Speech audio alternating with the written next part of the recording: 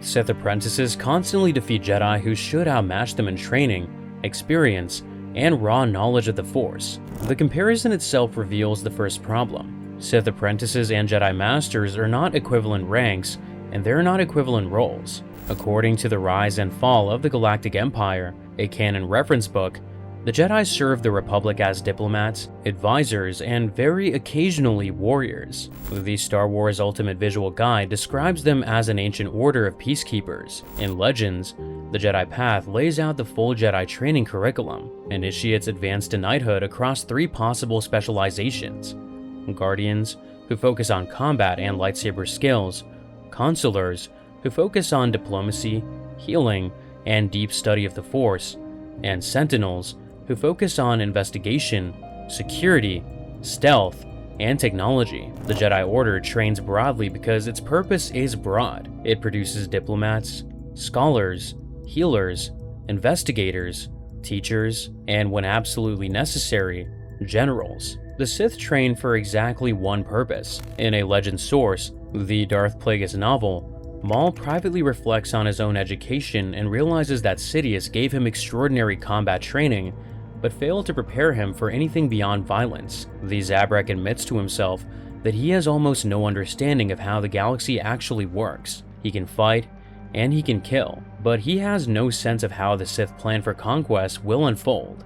Maul had been conditioned since childhood, officially becoming Sidious's apprentice at around age 14, after years of training designed to turn pain into a weapon. Sidious never taught him politics, strategy, or leadership. He taught him violence. Darth Maul kills Qui-Gon Jinn, a respected Jedi Master, during their encounter on Naboo. Asajj Ventress holds her ground against Obi-Wan Kenobi across multiple campaigns during the Clone Wars. Savage Opress, transformed by Night Sister magics and trained ruthlessly by Dooku, overpowers experienced Jedi Knights with raw, barely controlled aggression. In the Book of Sith, a Legends reference book, Sidious confirms the pattern in a handwritten note alongside Darth Bane's writings. He lists his 3 apprentices by name: Darth Maul, Darth Tyrannus, Darth Vader. Then the future Emperor writes that each was useful in his own way, and easy to replace when his purpose had reached its end. He categorizes them as tools with an expiration date. The Sith do not train apprentices to grow into leaders or carry a legacy forward. They train them to serve a purpose, and the moment that purpose ends, the apprentice is replaced. The design alone does not explain why every Sith apprentice seems to be elite. That answer goes back 1,000 years, to a Sith Lord who watched his entire order destroy itself and decided to rebuild it from scratch. Before Darth Bane, the Sith numbered in the thousands. They maintained armies, ruling classes, and political factions. According to Bane's own writings in the Book of Sith, they had become, in his view, too numerous and too weak. So Bane tore it all down and built something radically different. He described the Force not as fire that could be shared from torch to torch, but as venom. Poured into many cups, it becomes nothing more than an irritant, but poured back into a single vessel, it could stop a Krayt Dragon's heart. This was the foundation of the Rule of Two: one Sith Master to hold all the power of the dark side, one apprentice to crave it, learn it, and eventually take it by force. Bane also wrote that conflict itself was the sharpening tool. That struggle was not an obstacle to Sith power, but the mechanism that produced it. The system's only graduation ceremony was killing. The apprentice must struggle for every achievement, and if the apprentice becomes strong enough, a battle to the death will prove it. If the master falls, the apprentice takes their place. If the apprentice fails, the master finds a new one. There is no council, no trial, no review board. Nothing but survival. In the Darth Plagueis novel, Plagueis looks back across the lineage and describes the Sith as the select few who refuse to be carried by the Force and who carry it instead. He counts roughly 30 Sith Lords from Bane to himself, compared to the tens of thousands fit to be Jedi, 30 in a millennium, and each one filtered through combat, betrayal, and death. Even before training begins, the selection is brutal. Bane instructs future masters to gather multiple Force-sensitive candidates, tell them that only one will survive, and then watch as they destroy one another. The competition starts before the first lesson.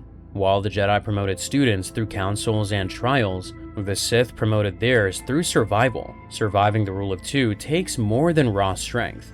Every Sith apprentice also knows, from their very first day, that their final test is a fight to the death against the being who trained them. A Jedi Padawan trains to become a Jedi Knight. A Sith apprentice trains to kill their own master. The apprentice knows the master is stronger, expects betrayal, and is actively preparing for it. Every lesson exists inside that pressure. Every skill the apprentice gains is preparation for one specific fight. Nothing comparable exists anywhere inside the Jedi system. In canon, this dynamic plays out on screen in Revenge of the Sith, where Sidious orders Anakin to execute Dooku, openly engineering the replacement of one apprentice with another, while the man being replaced kneels helpless on the floor. The Muun makes this explicit. He tells his apprentice, young Palpatine, that if the future Emperor does not already want to kill him, he will before Plagueis is finished. He explains that the urge to destroy one's superior is built into the very nature of the Sith. Then Plagueis puts that principle into practice. He demands to know what Palpatine considers his greatest strength, so that Plagueis can tear it apart piece by piece. He demands to know Palpatine's greatest fear, so that Plagueis can force the young man to face it. He asks what the Senator cherishes most, so that Plagueis can take it from him, and what Palpatine craves, so that Plagueis can deny it. Plagueis did not call this punishment. He called it being broken, and he considered it the foundation of all Sith training. The training was not just psychological. Plagueis deprived his apprentice of sleep, food, and water for weeks at a time. At one point, young Palpatine crawled up a mountainside of loose rock on bloody hands and knees, sliding backward again and again, while his master sat cross-legged above him, watching without moving. Each time the scree gave way beneath him, the young man tumbled back towards the base, scraping skin and bruising nearly every part of himself before beginning the climb again. The future Emperor later reflected on these experiences and confirmed that denial was a key factor in being broken, a process of being shaped by the dark side cruelly and painfully. Yet Palpatine was grateful, because the dark side had slowly groomed him into something the Jedi could never produce, and the system that nearly destroyed him was the reason he survived it. By the time his training was complete, the man who crawled up that mountain had been stripped of every weakness Plagueis could find and rebuilt around the dark side. Savage Opress's initiation followed the same logic. Before training could even begin, he was ordered to kill his own brother, proving that entry into the Sith system started with destroying the person closest to you. No Jedi Master has ever trained a student through this kind of destruction. No Jedi student has ever been prepared for someone who was. However, cruelty alone does not explain why Sith apprentices advance so fast. Pain does not automatically produce power. The difference is what the dark side does with that pain, and how the two orders treat emotion as a resource. Yoda himself warned Luke in The Empire Strikes Back that the dark side offered a faster, easier path, one that drew strength from negative emotions rather than discipline. The Sith treat emotion as fuel. Fear, anger, hatred, pain, every negative feeling converts directly into dark side power. The more a Sith apprentice suffers, the more raw energy they can access. The Jedi treat emotion as a threat, something to be controlled, channeled away, and ultimately released before it corrupts. A Jedi reaches full power through decades of discipline, patience, and self-control. A Sith apprentice reaches comparable power by burning through every dark emotion they carry. The dark side is not necessarily stronger than the light side. It simply removes the speed limit. The Jedi restrict access to the exact fuel source the Sith have weaponized across 30 generations. In the Book of Sith, Sidious describes anger as energy that can be funneled through the body and released with enough force to destroy thousands. He points to the ancient Sith Lord Malgus, who submitted utterly to the dark side and became what Sidious calls an exemplary warrior whose battlefield feats were never duplicated. Where the Jedi saw emotional surrender as the path to corruption, the Sith saw it as the path to power. As a result, the Jedi Order trained away from exactly the kind of aggression the Sith rewarded. In Legends, the Jedi path shows that the Jedi restricted Juyo, their most aggressive lightsaber style, because it required tapping into raw emotion and risked pushing the user towards the dark side. Only Mace Windu found a way to use it safely through a control variant called Vapad, and even he barely taught it. The Sith, by contrast, embraced Juyo without hesitation because the emotional risk the Jedi feared was the exact power source the Sith depended on. Meanwhile, Soresu, the most defensive style available, became the standard across the entire Jedi Order. Obi-Wan Kenobi chose to master Soresu specifically after watching Qui-Gon Jinn's aggressive Ataru technique fail against Maul on Naboo. The Jedi trained to defend, the Sith trained to kill. In practice, this meant the Order's best duelists were primarily training to survive an opponent's attack, while every Sith they might face was training to end the fight as quickly as possible. The dark side shortcut does not make all users equally dangerous. It only works if the apprentice carries enough pain and rage to use as fuel, and the Sith have spent centuries perfecting the system that guarantees they do. The Darth Plagueis novel reveals that for 500 years, the Sith of the Bane line avoided selecting children as apprentices. Instead, they sought out beings who had already been hardened or scarred by life, people carrying trauma, resentment, or grief that could be converted immediately into dark side power. The Jedi did the opposite, selecting children young enough to be raised without emotional attachments. The Jedi produce stable, well-rounded Force users who serve a civilization. The Sith produce unstable, combat-ready fighters who serve a single master. When a Jedi student fails, the Order loses something irreplaceable: a life, a future guardian, a potential teacher. When a Sith apprentice fails, the master loses nothing. In the Clone Wars, Dooku's assassin Asajj Ventress proves this. In canon, Sidious contacts the Count and warns that he would hate to think that Dooku was training his own Sith apprentice, a direct threat under the rule of two. Dooku obeys without protest, abandoning Ventress mid-battle and ordering her flagship destroyed. She was never a formal Sith apprentice, only an acolyte, and that made her even easier to discard. In Legends, Vader kills Starkiller's Jedi father on Kashyyyk, captured the boy for his raw Force potential, and raised him in total isolation aboard the unfinished Executor. Starkiller's only companion was a droid called Proxy, and Vader programmed Proxy with a single standing directive: kill Starkiller at every opportunity, not as punishment, but as conditioning. Starkiller would never let his guard down because his only companion would never stop trying to kill him. The same logic extended to Vader himself. In canon, Marvel's Darth Vader issue 9 confirms that the suit keeping Vader alive used technology obsolete by 3 decades, older than anything from the Clone Wars era. Palpatine deliberately equipped his most powerful apprentice with inferior machinery to ensure Vader can never grow strong enough to seize the throne. Vader then applied the same method to others. In canon, after Order 66, he trained the Inquisitors, former Jedi captured and broken through torture, then turned into disposable hunters who tracked down the surviving members of the Order. The Sith pattern of creating and discarding weapons did not end with the apprentices. It became institutional. In Rebels, the Grand Inquisitor chose to fall to his death rather than return to Vader and face punishment for his failure. The Sith spent 1,000 years building the perfect system for producing Jedi killers.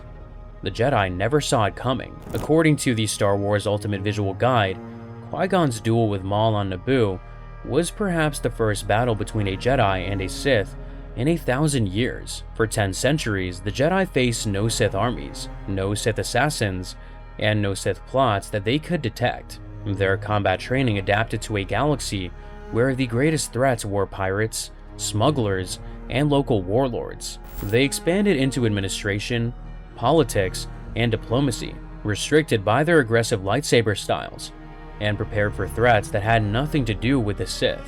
By the time of the prequel era, the Order had grown to roughly 10,000 members spread across the galaxy, serving the Republic in roles that had more to do with governance than combat. Meanwhile, in Legends, the Sith had been watching the entire time. Plagueis' own master, Tenebrous, explains that the Sith had the luxury of studying the Jedi Order from afar without the Jedi ever knowing they had adversaries. Over those centuries, the Sith studied Jedi doctrine, structure, and combat methods from the shadows. The Jedi believed the Sith were extinct. The Sith knew the Jedi better than the Jedi knew themselves. Sidious eventually turned that advantage into its sharpest weapon. By the time of the Clone Wars, in canon, the gap between what the Sith knew and what the Jedi suspected had become total. Sidious sat at the center of Jedi operations as Supreme Chancellor, directing the Republic's war effort while secretly controlling the Separatists on the other side. He even cultivated the Order's most gifted student, Anakin Skywalker, by offering what the Jedi Code forbade: personal attachment, emotional validation, and the promise of saving the people he loved. Even the Jedi's own leaders eventually saw the damage, but only after it was too late. In Attack of the Clones, Yoda admits that arrogance had become a flaw more and more common among Jedi, even the experienced ones, and that the dark side now clouded everything the Order tried to see. A generation later, Luke Skywalker put it even more bluntly in The Last Jedi, pointing out that at the height of their powers, the Jedi still allowed Sidious to rise and destroy them, and that a Jedi Master was directly responsible for creating Darth Vader.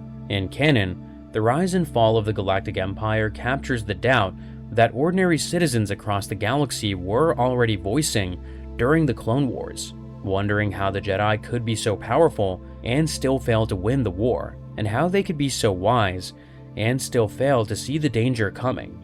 The answer was not that the Jedi had become weak, the battlefield had changed underneath them, and they had not changed with it. The Jedi also fought at a structural disadvantage in nearly every encounter, one that ties directly back to why Sith Apprentices kept winning.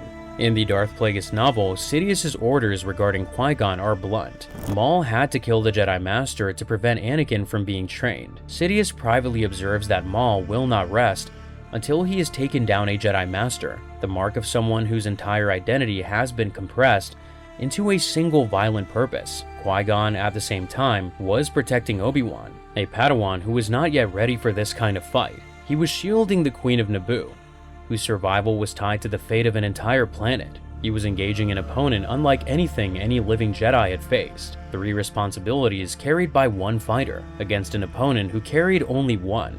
Throughout the Clone Wars, this pattern held at every level of the conflict. Before the war, the Jedi had rarely served as frontline fighters at all, and the shift to sustained combat exposed them to pressures that no Sith apprentice ever had to carry. Jedi served as generals responsible for protecting clone troopers and civilian populations, while fighting Sith-trained opponents who carried no protective obligations at all. The Sith fought to win. The Jedi fought to protect. A fighter with a single objective will almost always look more dangerous than a fighter carrying 3, and that difference had nothing to do with which side of the Force was stronger. Sith apprentices look like proof that the Sith found a superior path to power. But they are not. Every Sith apprentice who ever held a red lightsaber was produced by a system willing to deprive, isolate, and dismantle its own students. The system produces extraordinary fighters, but it also destroys every single one of them. Sidious discarded Maul after Naboo because the Zabrak lacked the political skills the next phase of the Grand Plan required. The Sith Lord then chose Dooku, a former Jedi Master who had voluntarily left the Order out of growing disillusionment, specifically to lead the Separatist movement. Dooku's resentment towards the Jedi made him useful, but Sidious ordered his execution the moment Anakin Skywalker, with his far greater raw power, became available. According to the rise and fall of the Galactic Empire, Palpatine had no qualms in dispensing with his students whenever circumstances changed or better candidates appeared. In the Book of Sith, Luke Skywalker responds to Bane's instructions on selecting apprentices with a note of his own. The Jedi train from childhood so that students learn how to help others, not merely themselves. The Jedi cannot replicate the Sith system because the Jedi exist to protect and to serve. They cannot pit students against each other, break them, or throw them away. The Jedi system was never designed to match that level of individual lethality. It was designed to produce people who could build and sustain a civilization. Vader proves the final flaw in the Sith approach. The greatest weapon the dark side ever created, the apprentice who was broken and starved and armored in pain for 2 decades, ultimately turned on the system that made him. He destroyed Palpatine not through Sith ambition or dark side power, but through something the Sith philosophy never accounted for: love for his son. The Sith build weapons, and weapons can be aimed at anyone, including the hand that built them. But the story doesn't end with the system. The lightsaber style Obi-Wan chose after watching Qui-Gon fall to Maul turned out to be the deadliest in the galaxy, and almost nobody realized it. If this video left you wondering whether the Jedi's refusal to pay that price actually makes them the stronger side, One man who walked both paths of the Force already answered that question.